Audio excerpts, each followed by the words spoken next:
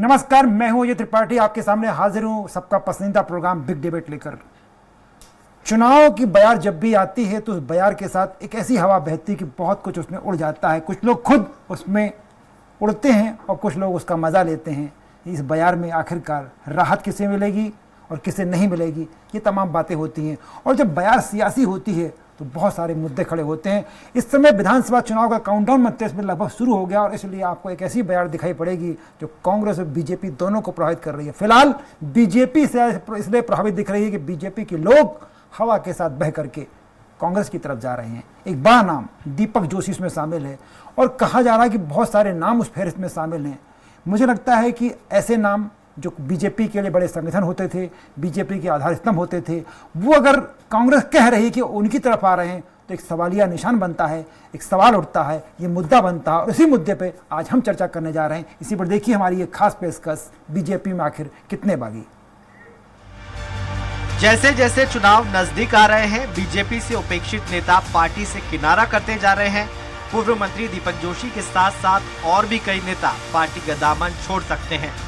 खास तौर पर मालवा से पार्टी के कई नेता पार्टी छोड़ सकते हैं। इसी कड़ी में इंदौर भाजपा के दिग्गज नेता और वरिष्ठ कवि सत्यनारायण सत्तन का गुस्सा फिर पार्टी पर फूट पड़ा है।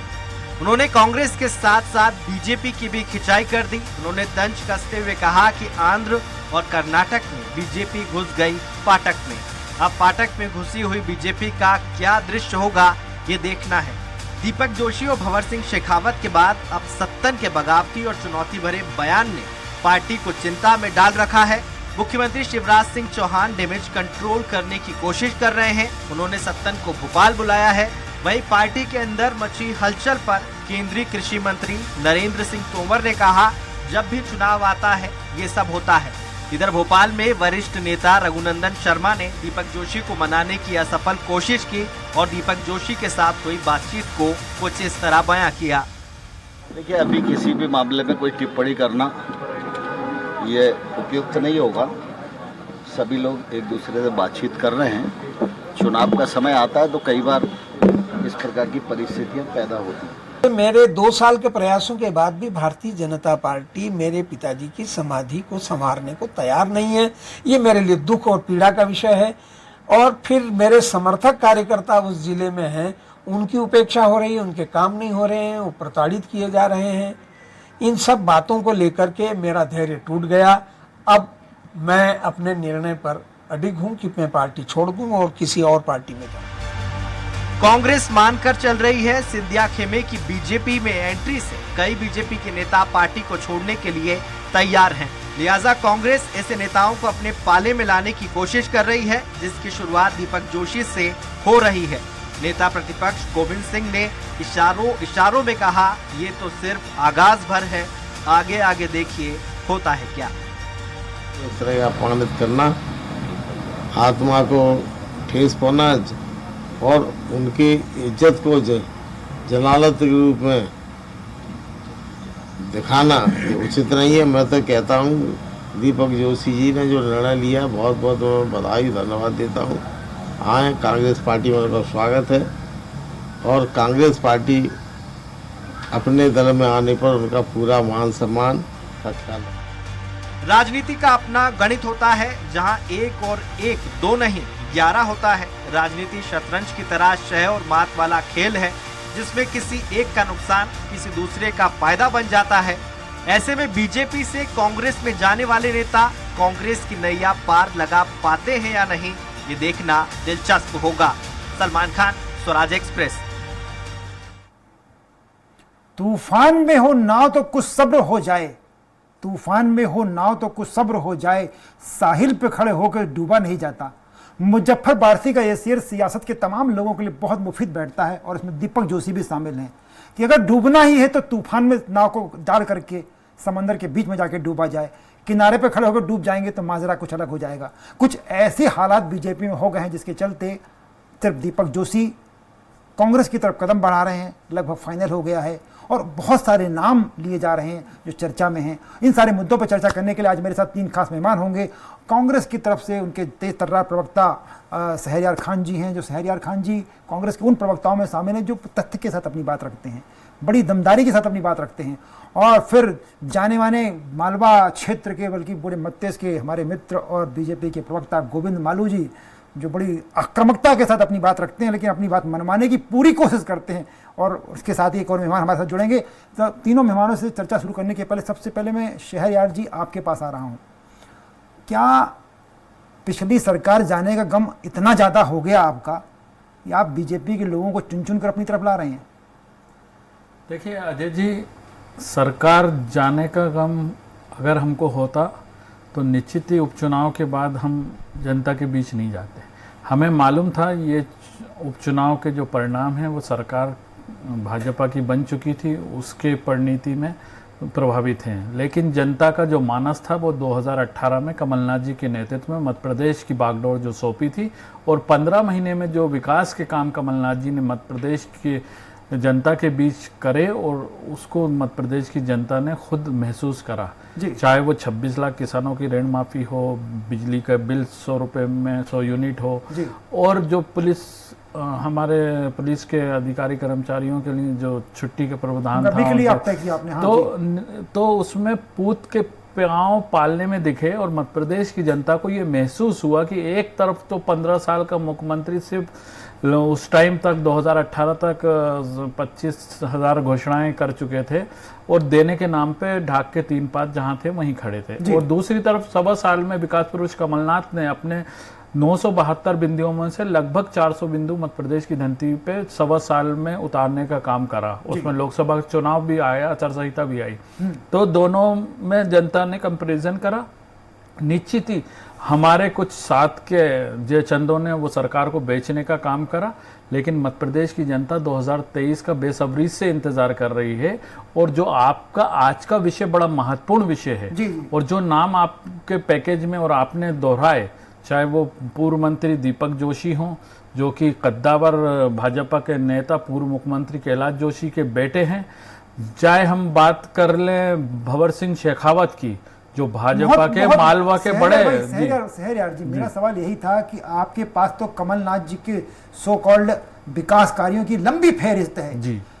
आपने जैसा कहा कि किसानों का कर्जा माफ कर दिया, उसके बाद आपने कहा कि हम लोगों ने 100 रुपए में बिजली दे दी, आपने तमाम गिना दिए। 400 और 15 महीने में भी आपको टाइम नहीं मिला। हम लोग भी जानते हैं कि लोकसभा की आचार संहिता लग गई, विधानसभा का चुनाव था, बहुत सारे काम, बहुत दिन तक आपकी कैबिनेट में दिक्कत होती रही, बहुत सारे, मतलब ट्रैक पे गाड़ी मुश्किल से 8-9 महीने ही चली, और 8-9 महीने ट्रैक पे गाड़ी चला के विकास के तमाम काम आपने कर डाले। तो वही तो सर सवाल उठ रहा है कि जब आपके विकास की इतनी बड़ी फेहरिस्त है, इतना बड़ा नेता आपके पास कमलनाथ है, तो काहे को दीपक जोशी आ जाओ, भंवर सिंह शेखावत आ जाओ, रूप मिश्रा आ जाओ, जय बिश्नोई आ जाओ, सत्यनारायण आ जाओ, ये नौटंकी आप क्यों कर रहे हो जो बीजेपी ने की थी?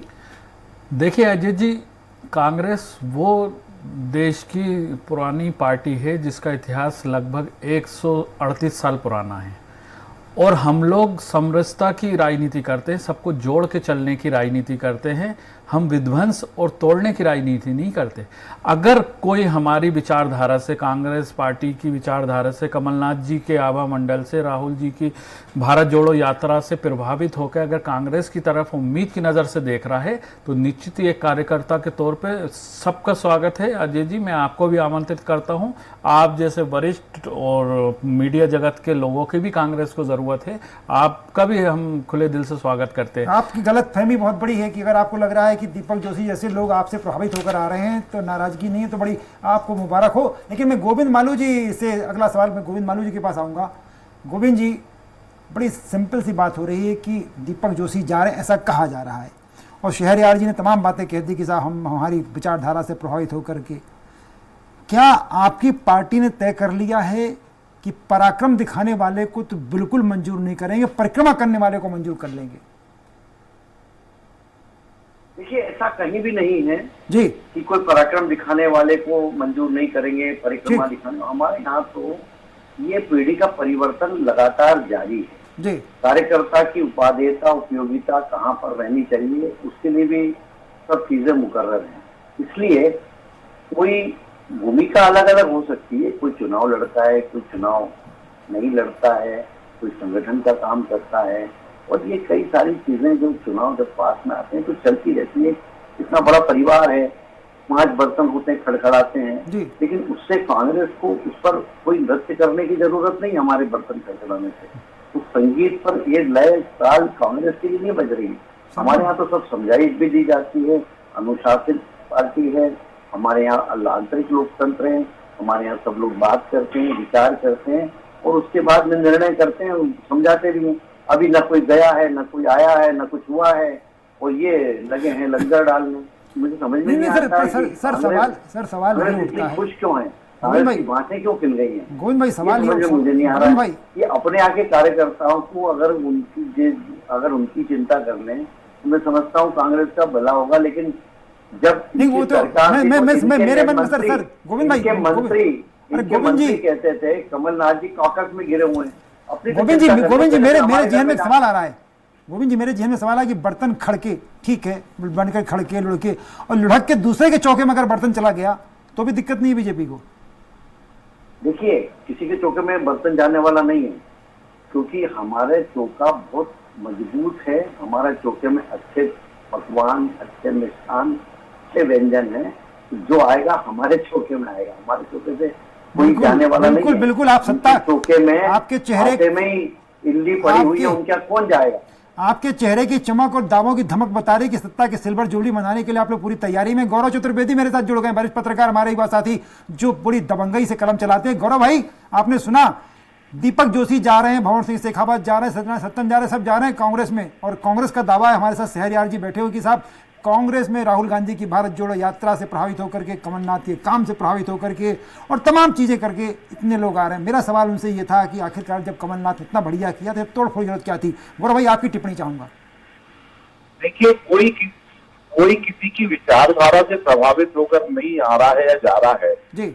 वर्तमान दौर में जो चल रहा है वो सिर्फ सत्ता का लोभ है और लालच है जी। जो भी उन्हें भागीदारी प्रदान करेगा वो उसके साथ जाएगा। वो चाहे फिर दीपक जोशी हो, शेखावत जी हो या गोविंद मालू जी हो। कल अगर गोविंद मालू जी को भी कोई कहेगा कि हम आपको टिकट दे रहे हैं और पार्टी नहीं दे रही होगी तो मैं दावे के साथ कह सकता हूँ कि गोविंद मालू जी भी पीछे नहीं हटेंगे जी।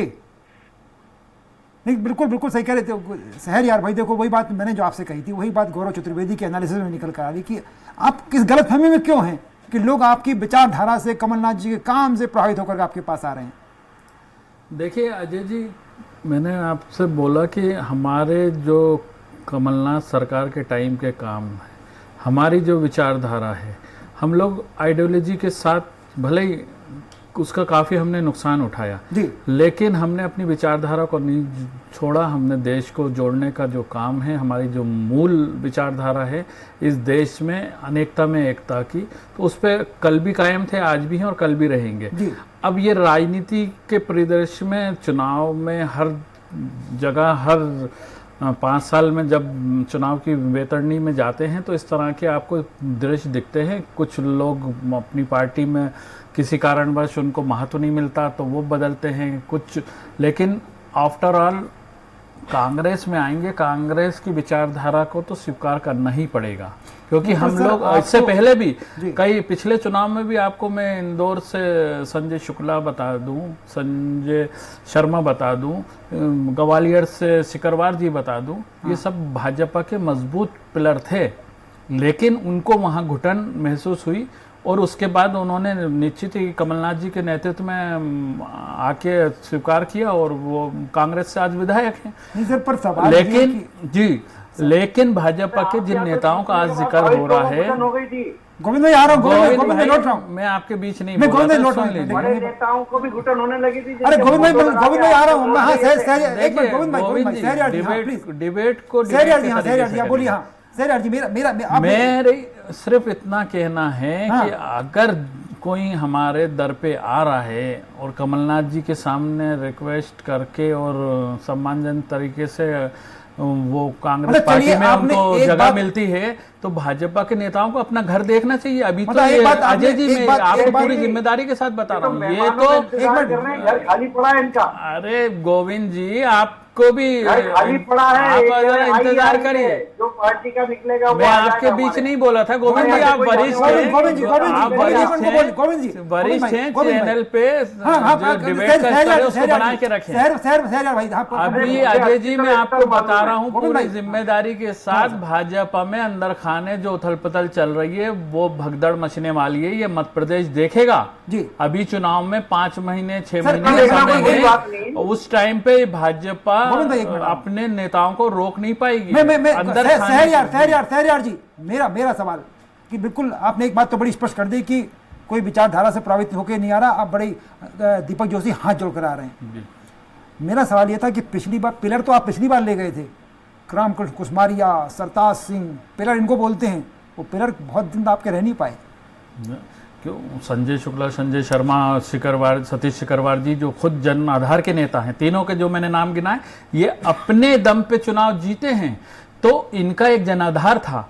लेकिन अगर भाजपा में उपेक्षित, प्रताड़ित और अपमानित होंगे तो निश्चित ही है कि उनको दूसरा घर, मध्य प्रदेश में 2 ही पार्टियों का चलन है तो निश्चित ही कांग्रेस की तरफ उनका रुझान होगा। और कांग्रेस पार्टी तो गले लगाने की संस्कृति, और हमारा जो पार्टी का मूल भाव है वो यही है कि कोई अगर शाम का भूला, सुबह का भूला शाम को अगर घर आए तो हम निश्चित ही उसका स्वागत करेंगे। और अभी आप गोविंद भाई- देखिएगा कि बहुत बड़े बड़े नाम, मैं आपको गोविंद पूरी भाई, जिम्मेदारी के इतना- साथ बोल रहा हूँ। गोविंद जी, इतना क्या आपकी पार्टी में ये हालात इस कदर पहुंच गए हैं कि ये लोग प्रताड़ित हो रहे हैं, अपमानित हो रहे हैं, भाग रहे हैं? बिल्कुल। इनके पास कोई MRI की मशीन है क्या, प्रताड़ित हो रहे हैं कि नहीं हो रहे हैं मानसिक, इनके पास जी। कोई ऐसा मशीन हो अरे, तो अपने यहाँ ही लगवा के देख ये तो लेंगे। बदल- सार्वजनिक रूप से अजय जी, बयान दिए जा रहे हैं, आपको अजय क्या जी, सुनाई नहीं दे रहा है इंदौर में? ये जो है कोई ये विचार, रघुनंदन शर्मा जी किसको मनाने जा रहे हैं? गोविंद भाई, गोविंद भाई, सत्तन जी विचारधारा किसकी तो बातें बची कर रहे हैं? 1969 के बाद ही विचारधारा खत्म हो गई। अरे मैं कांग्रेस की विचारधारा हो गई है, गोविंद जी, परिवारवाद, आप इंदौर में वंशवाद। बैठे हैं, और उसके अंदर अब आप मेरी बात सुनिए, अजय जी ने मुझसे सत्यनारायण नहीं किया, जी, पहले सहर जवाब जी, बोलिए। बैठे हैं ना? आप गोविंद जी को सुन लें, प्लीज। हाँ हाँ अजय गोविंद जी, हाँ अजय जी, हाँ भाई, ये विचारधारा का कोई विवाद नहीं है। विचारधारा तो हमारी है, मूल रूप से जी, राष्ट्रवाद की मान ली। विचारधारा। जोर से सांस्कृतिक बोलो, राष्ट्रवाद, तेज तेज विकासवाद। बोलो, एक झूठ मिनट, बोलो। सहर जी प्लीज। ये जो कुंठितवाद है, हाँ। और जो ये परिवारवाद, वंशवाद और वोट बैंकवाद है, ये इनके पास है। जी अब इससे अनुप्राणित होकर तो कोई नहीं जा सकता। जी, कौन जाएगा? तो जहाज डूब रहा हो उसमें कौन बैठेगा? कोई नहीं बैठता है। अब ये कह रहे हैं अपने दम पर बिल्कुल चुनाव सही कह रहे हैं आप, जीतने। भाजपा सही बात डूबता कही। हुआ जहाज है, सही वहां बात से कही उतर उन्होंने। के भाग रहे हैं लोग। कांग्रेस में सब लोग अपने दम पर बिल्कुल, चुनाव जीतने वाले गोविंद जी, लोग आप होते सही कह रहे हैं, कार्यकर्ता के दम भाजपा पर नहीं डूबता जीतता हुआ है। जहाज है, मध्य विचारधारा प्रदेश के दम पर जी, नहीं सहर जीतता है। जी, प्लीज प्लीज वो प्लीज। खुद पहलवान होता है तो जीत जाता है, हाँ और कमजोर होता है। हमारे यहाँ तो कोई 4 कार्यकर्ता भी नहीं होते तो कार्यकर्ता उसको चुनाव जिताते हैं। हाँ। उसका खुद का कोई जनाधार नहीं होता है तो जिता देते हैं, अगर अच्छा है हाँ। उसका व्यक्तित्व अच्छा है। तो भारतीय जनता पार्टी के संगठन की ये खूबसूरती है। हाँ, तो ऐसी खूबसूरती कांग्रेस में लाएंगे तो आपको बाहर से लोग नहीं लेना पड़ेंगे। पर सर, वही- आप निहार रहे हैं, टकटकी लगा के गोविंद देख भाई- रहे हैं कौन आ रहा है, कौन जा रहा है, गोविंद कौन भाई, आ रहा है। वही तो बात हो आप रही है क्या कि तो थोड़ा ये- सा ये चलो नहीं गोविंद करते गोविंद कमलनाथ जी, जी तो आओ नहीं करना पड़ता। गोविंद जी वही तो चलो सवाल चलो उठा- करते हैं ना। गोविंद जी चलो साहब सारी चलो बात चले गए। गोविंद जी अब मैं आओ कर रहे हैं, गोविंद कोई जी नहीं का आ रहा दर्द समझ सकता हूँ मैं, गोविंद भाई गोविंद जी गोविंद दर्द एक मिनट, समझ सकता सहरयार हूँ। जी, गोविंद भाई वही तो कह रहा मैं मेरे दर्द की मशीन है आपके पास? गोविंद भाई मैं वही तो कह रहा कि मैं हमारे साथी गौरव हम सब समझ रहे हैं आपकी पूरी बात को, पर आप भी कब तक दिल पर हाथ रख के सत्ता की पालकी को उठाते रहेंगे? सवाल ही बीजेपी में ये तो है ना।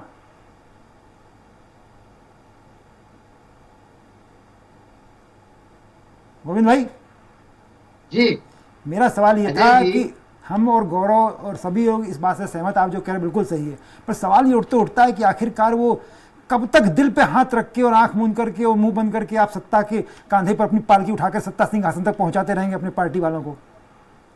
यही दीपक जोशी देखिए, का दर्द है। हमारा दायित्व है, हम एक विचारधारा से बंधे हैं। हमें कोई दे तो भला, न दे तो उसका भला, लेकिन हम पार्टी और विचार के लिए प्रतिबद्धता के साथ काम करते हैं, करते रहेंगे। आप जैसे लोग जो आकलन करते हैं करते रहेंगे, और नेताओं को जिस तरह जो आकलन करना है करते रहेंगे। चलिए गौरव चतुर्वेदी, हम मैं इस बात की गौरव चिंता के नहीं पास आता हूं। गौरव भाई, आपने गोविंद मालू जी को सुना, बिल्कुल वो कह रहे हैं कि साहब हम तो विचारधारा से जुड़े, हमारा कहीं कुछ नहीं होता। लेकिन जो मैं सवाल शुरू में मैंने सहरयार जी से पूछा था कि आप तो पिलर तो पिछली बार लाए थे, आप कुसमारिया जी पिलर थे, आपके सरताज सिंह जी पिलर थे, वो पिलर धीरे धीरे दरक गए वहाँ भी जा करके। तो क्या लग रहा है दीपक जोशी जैसा व्यक्ति या अन्य कोई जिनके नाम चल रहे हैं ये कांग्रेस में पनप पाएंगे वहाँ की विचारधारा में? देखिए, जो निष्ठा गोविंद मालू जी की है पार्टी के प्रति जी, वो उस निष्ठा से दीपक जोशी भी अछूते नहीं है। और दीपक जोशी तो और पारिवारिक है, जब कैलाश जोशी जी ने उस पार्टी में एक बहुत महत्वपूर्ण स्तंभ रहे हैं। और सत्संगी ने भी कहा था कि दीपक ने तो कुछ नहीं झेला है जो कैलाश जोशी जी ने झेला है। उन्होंने उसको बताया नहीं, लेकिन वस्तु स्थिति सामने रखने की बात की। विचारधारा वाली बात नहीं आ रही है।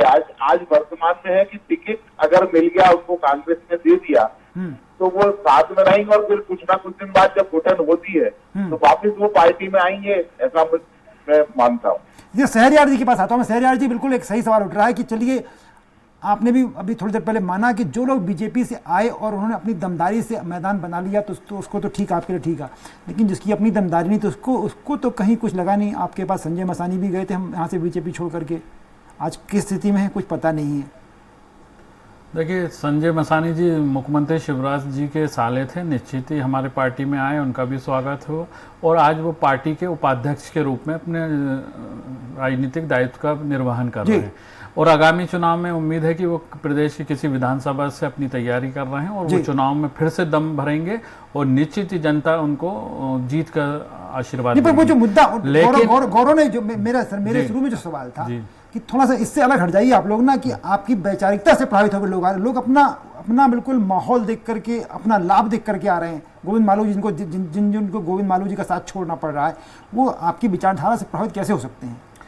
देखिए, जिस पार्टी में रह के अगर उन्होंने जीवन अपना दिया और उस पार्टी में आज उनको हाशिए पर रख दिया गया है, अपमानित किया जा रहा है, उनको प्रताड़ित किया जा रहा है, तो निश्चित ही है कि वो विचारधारा के बारे में सोचेंगे और कांग्रेस की विचारधारा को देख के वो प्रभावित होंगे। और जो पूर्व में भी भाजपा के नेता आए और उनका जो सम्मान देख रहे हैं, तो निश्चित ही वो आखिर में फिर वही बात कहलाएगी कि कांग्रेस की विचारधारा से एन के एन प्रकरण वो प्रभावित होंगे और उनको भविष्य कांग्रेस में दिखेगा।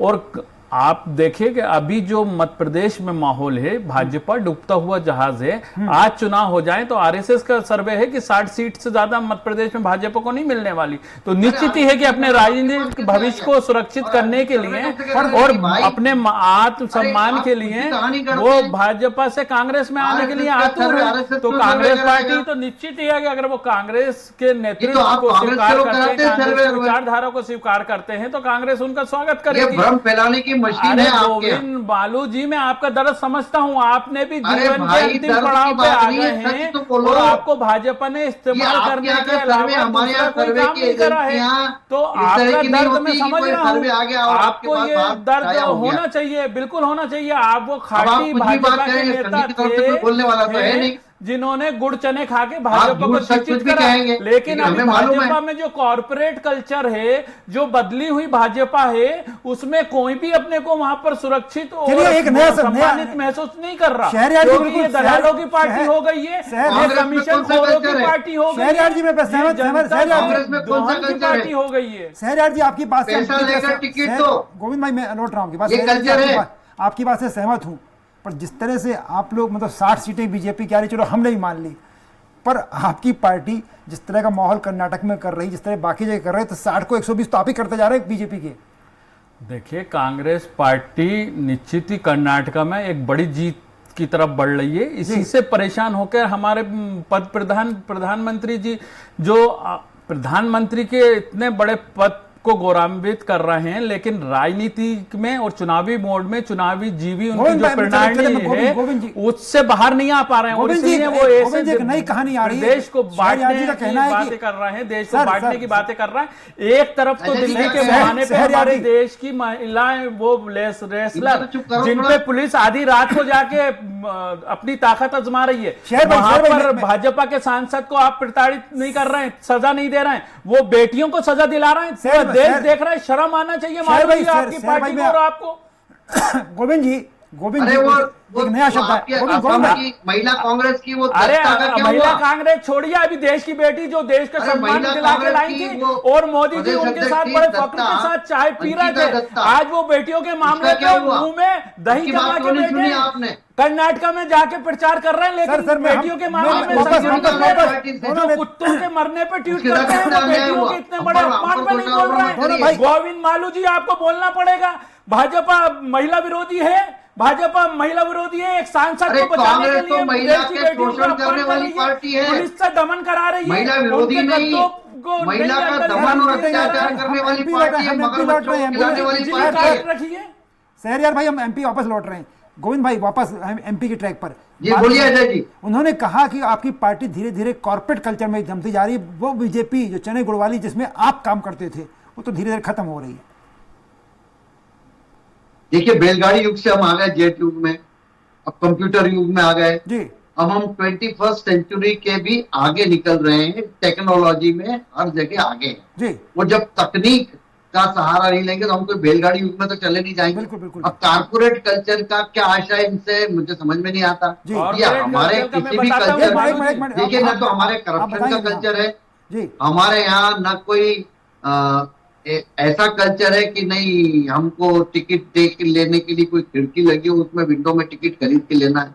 हमारे यहाँ तो सूटकेसों में लेने ये टिकट। कोई सा भी कल्चर नहीं है। हमारे यहाँ है राष्ट्रवाद, सांस्कृतिक राष्ट्रवाद, विचारधारा का कल्चर है। हाँ हमारे यहाँ जन कल्याण का कल्चर है। हमारे यहाँ पर डेवलपमेंट और सुशासन का कल्चर है। हमारे यहाँ गोविंद भाई, कल्चर ये है मेरे पास कि समय हम थोड़ा सा कम कैसे है। अच्छा शासन दें। सहर भाई, मैं आपकी बात हो चुकी, मैं गौरव के लेकिन पास हम गौरव पार्टी, गौरव हम आपने तो पूरी हम बात सुनी। नई मैं तकनीक को गोविंद अपनाते जी हैं। प्लीज, अब गौरव उसको गौरव के पास कारपोरेट कह दें। सर मैं क्या गौरव बुराई है? गौरव कारपोरेट गौरव भाई कल्चर छोड़ो, को मैं बहुत भ्रष्ट थोड़ा सा नहीं है। मैं गौरव भाई आपकी आखिरी टिप्पणी में रहना चाहूंगा, मेरे पास समय थोड़ा कम है। कि जो बात शुरू में मैंने कही थी, एक तो जो कह रहे हैं कॉर्पोरेट कल्चर, बीजेपी जो पार्टी में तो डिफरेंस हुआ करती थी वो धीरे धीरे उस ट्रैक से हट रही है, नंबर एक। और आपको लगता है, जो मैंने शुरू में सवाल पूछा था, आपसे भी सवाल करना चाहूंगा, क्या बीजेपी में ऐसा होता जा रहा है कि परिक्रमा करने वाले आगे बढ़ रहे हैं, पराक्रम करने वाले अब पीछे हो रहे हैं, और शायद इसी का रिजल्ट है कि बीजेपी में अब कितने बागी हो रहे हैं? गौरव नहीं, स्वाभाविक बात है। अगर हम पिछले कई दिनों से पार्टी की कार्यशैली को देखें तो पार्टी के कार्य पद्धति में बदलाव आया है। जो कार्यकर्ता या जो बड़े नेता सादगी के साथ रहते थे, शुचिता के साथ रहते थे, वो आज सादगी और शुचिता को त्याग चुके हैं और सत्ता के लोभों में फंस सत्ता गए। का समय पहले- खेल, सत्ता का सुख में सब। गौरव भाई था, गौरव भाई मैं रोकना चाहूंगा आपको, मेरा प्रोग्राम का समय समाप्त हो रहा है। तीनों मेहमानों का बहुत बहुत धन्यवाद करना चाहूंगा। ये तय हो चुका है कि बीजेपी में बागी हो रहे हैं, लेकिन पार्टी में बदलाव जो आ रहा है, उसके कैरेक्टर में जो बदलाव आ रहा है, उसका सबसे बड़ा कारण ये है। लेकिन ये भी तय है कि कांग्रेस इस बात गलतफहमी मत रहे, उसकी विचारधारा से लोग प्रभावित होकर आ रहे हैं। बदलाव हो रहा है, चुनाव का मौसम है, ये बदलते वक्त में इस तरह के बहुत सारे पत्ते हिलेंगे, बहुत सारी आंधियां आएंगी और दोनों तरफ हवाएं दिखाएंगी हमको, और पत्ते गिरते दिखाई पड़ेंगे। हम भी देखेंगे, आप भी देखेंगे, लेकिन इस प्रोग्राम को ही खत्म कर रहे हैं, परंतु आप जाइएगा मत कहीं पर। खबरों का सिलसिला चलता रहेगा, इसलिए आप देखते रहिए स्वराज एक्सप्रेस।